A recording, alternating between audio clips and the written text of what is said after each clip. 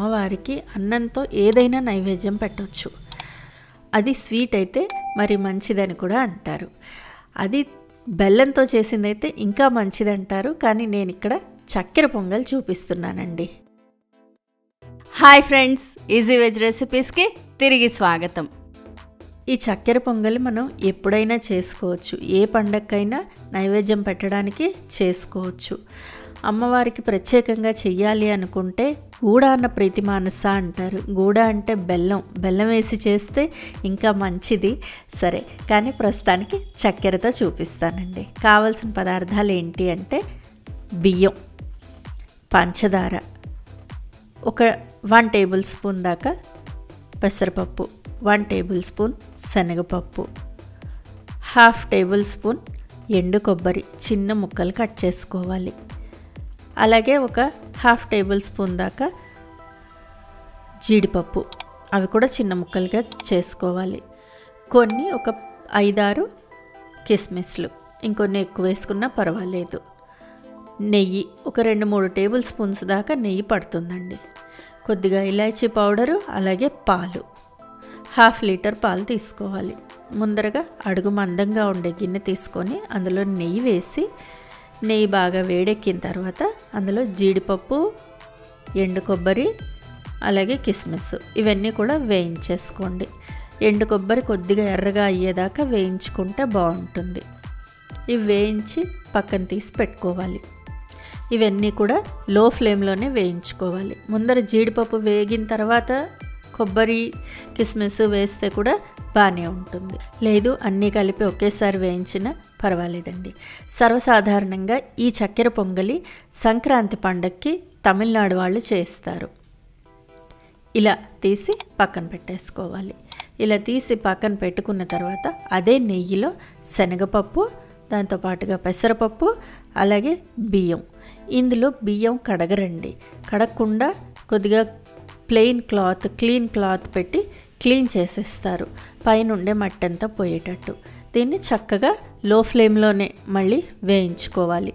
వేగినట్టుగా కనిపిస్తాయి అంతదాకా వేయించుకున్న తర్వాత కొద్దిగా నీరు, బియ్యం మునిగేదాకా కొద్దిగా నీరు పోసి ఆ పైన మిగతా పాలు పోసేసి వీటిల్ని ఉడికించుకోవాలి. ఈ అన్నాన్ని ఉడికించుకోవాలి.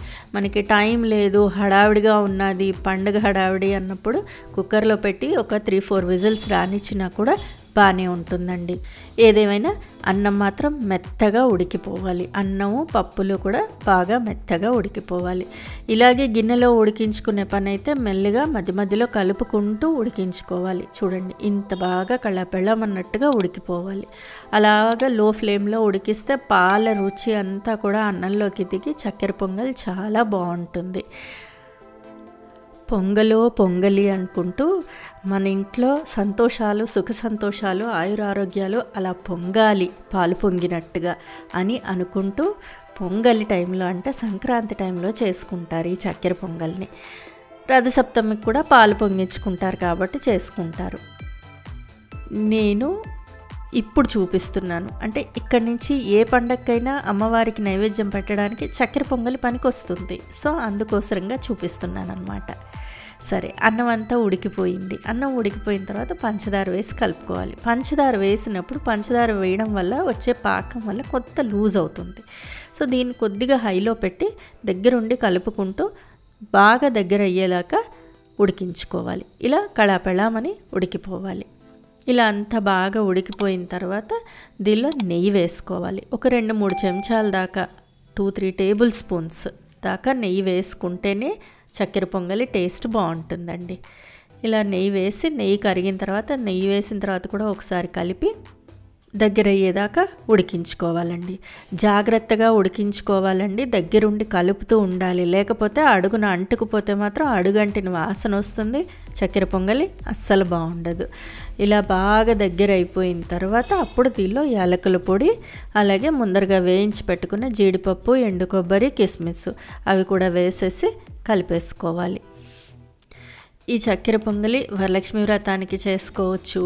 అలాగే దేవీ నవరాత్రుల్లో ఒకరోజు అమ్మవారికి నైవేద్యం పెట్టుకోవచ్చు. సరే, మనకి అతి ముఖ్యమైనది సంక్రాంతి పండుగ, రథసప్తమి ఉండనే ఉన్నాయి, అప్పుడు కూడా చేసుకోవచ్చు. ఇవేవి కాదు, పిల్లలకి ఎప్పుడన్నా సరదాగా స్వీట్ పెట్టాలనిపిస్తోంది, ఇది చేసి పెట్టచ్చండి కదా. ఇంత సింపుల్గా చక్కెర పొంగలి రెడీ అయిపోతుంది. వేడిగా కావాలంటే వేడిగా సర్వ్ చేయండి, చల్లగా కావాలనుకుంటే చల్లగా సర్వ్ చేయండి. ఏదేమైనా ముందు అమ్మవారికి నివేదించుకుందాము. ఫ్రెండ్స్, ఈ రెసిపీ మీకు నచ్చినట్లయితే మీరు ట్రై చేయండి, మీ ఇంట్లో వాళ్ళకి టేస్ట్ చేసి చూపించండి. ఎలా వచ్చిందో నాకు కామెంట్ బాక్స్లో కామెంట్ చేయండి. ఫ్రెండ్స్, ఈ వీడియో మీకు నచ్చినట్లయితే ప్లీజ్ లైక్ చేయండి, షేర్ చేయండి. ఛానల్ సబ్స్క్రైబ్ చేసుకొని వాళ్ళు ఛానల్ సబ్స్క్రైబ్ చేసుకోండి. ఆ బెల్ ఐకాన్ క్లిక్ చేయడం మాత్రం మర్చిపోకండి. మరో మంచి రెసిపీతో మళ్ళీ మీ ముందుంటాను. అంతవరకు సెలవు మరి, బాయ్.